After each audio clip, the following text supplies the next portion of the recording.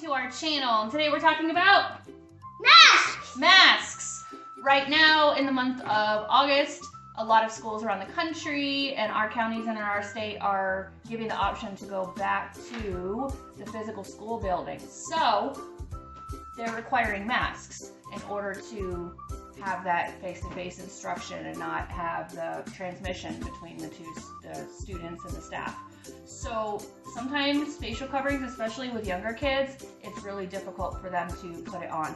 I know for me, when I have to wear it all day, I've already gone back to school before the students have gone back. It is really hard for me to wear it all day, so I know a child, it's difficult for them. So we have to ease them into it.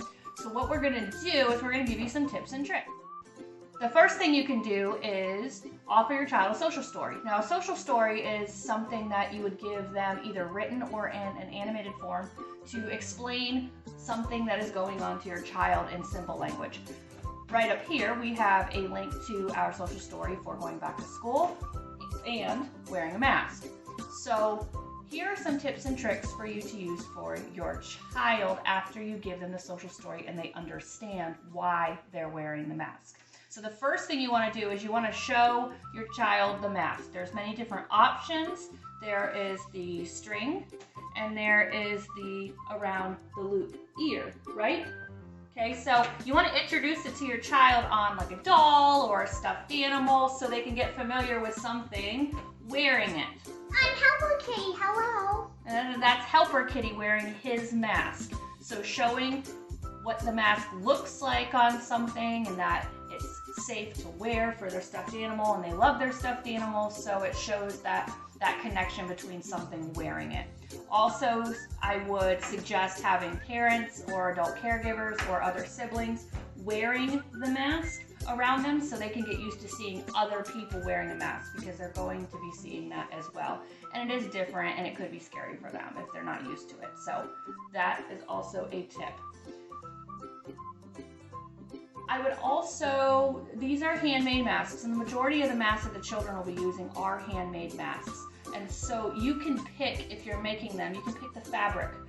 Typically they're used regular fabric where it's kind of coarse, and children with sensory processing disorder or autism, it might be difficult for them to have that on their face.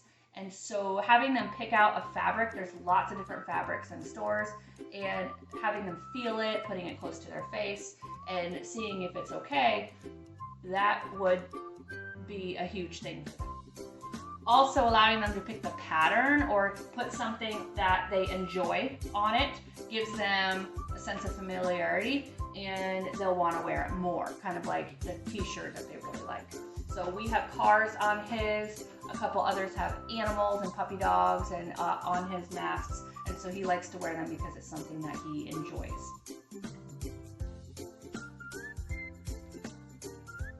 To start off with, once you pick it and you create it or you order it and it comes in, start wearing the mask for short periods of time.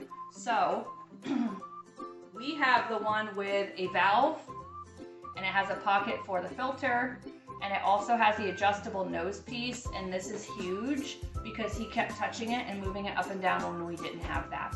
This one also has the adjustable earpieces, which is great because they were falling off of his ears. So this is the best one that we have seen that helps him. So let's put it on. Let's see, let's put it on. You can match Kitty Cat. And it's easier once it's fitted to his face for him to put it on and off. See? So, don't pick your nose, you goober. Okay, so wearing it for short periods of time, 5 minutes here, 10 minutes here, while you're at home is going to help build up that endurance, because wearing it for 8 hours a day with some breaks in between is going to be difficult. And you can see he's already having some trouble putting it on, so we would have to work our way up. If it seems to be too long, make it a little bit less and then move on to something that is more. So if 5 minutes is too much, try 3 minutes. And if that is good, move back up to 5 minutes and so forth, if that makes sense. So we're gonna take that off for him so it's not bothering him right now. And the next thing that I suggest build up that endurance for a decent amount of time, I would say about a half an hour, then what I would do is I would have them, anytime they're on the screen, tablet, computer, anything, for games or they're watching television, have them wear the mask. That way they're getting more time in and they're focused on something else, just like they would be focused on their teacher while they're at school. So that will help with the endurance. Okay? And it would help, like, you would put a video on somewhere and they would wear the mask. And you're there. Yeah, exactly. Okay, so the next thing is, because they will be not in the home once they're able to do that, I suggest doing small outings to like grandma's house or aunt's house or neighbor's house or a small non-busy area, so they're not overwhelmed with different stimuli in like the grocery store or things like that, in addition to the mask, because it's new, and have them experience being outside of the house with a mask on, but it's also a safe, quiet place at the same time. After that, try to go on outings to like the grocery store for very short periods of time and then work your way up, and that will give them the experience of having the mask on. So those are the tips and tricks to help your child ease into wearing masks for a decent amount of time outside of the home. So here are some tricks and tools to use while they are wearing masks at school to help it easier. So we have the mask here, and if the child does not like it touching their face, try getting one of these spacers. We got a pack of 4 or 5 on Amazon, and it goes inside of the mask and it keeps it away from their face. Now the only thing is that it is plastic and it might bother them, but if it bothers them less than having the mask touch their face and they can breathe easier, it would help. So I'm not going to put it on his actual face, but we're going to show how it does give him, you have extra space to breathe. He's breathing easier. Does that feel better? Yeah. Look at that. See, so they have, the mask isn't directly against their nose, and so they're able to breathe a little bit easier. The next thing I have is have something for the child to not lose their mask, because you know they're going to drop it on the floor, or they're going to put it on the table when they eat lunch, and they're going to lose it. So there's 2 suggestions that I have here. Have a lanyard and make it a little bit shorter so you can cut it and tie it, and put the lanyard here. Let's put Kitty over here. Put the lanyard on and hook the lanyard onto one side of the mask. So when they wear the mask, it's like that. No, let's put it on Kitty. No, I'm just showing you right now because it's easier with you, not Kitty, because Kitty is so small. And so when he takes off, here, stand up and we'll take off your mask. Here, stand up. No? Okay, well, we'll do this then. Okay, so when he takes it off, it's hooked to the mask. Now the only downside to this is if you keep it at this length is it's going to drag and swing. So that's why I would cut it and tie it. And it tickles. It tickles. So I would cut this, tie it a little bit, and then make sure it goes over their head with that, and that'll help it from, you know, dragging a little bit lower. Now once I like that tip, but once I realized that it did drag a little bit and I had to tie it, I found these online. These are just like lanyard or glasses holders, but it's clips like lanyards. So you would clip it on each side, right? Clip it on each side. It's a little bit more difficult because it's so tight. And now this has multiple different purposes. So the first purpose, and this is adjustable, the first purpose is so they don't lose it. And the second purpose is to adjust it behind the head. So sit up straight, sit up straight. Show how tall you are. How tall are you? Look at that.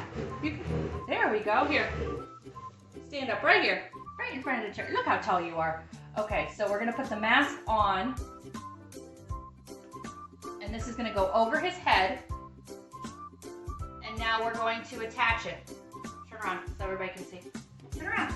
Can everybody see it? Here, stand up. Turn around, show your wonderful haircut. Look at that.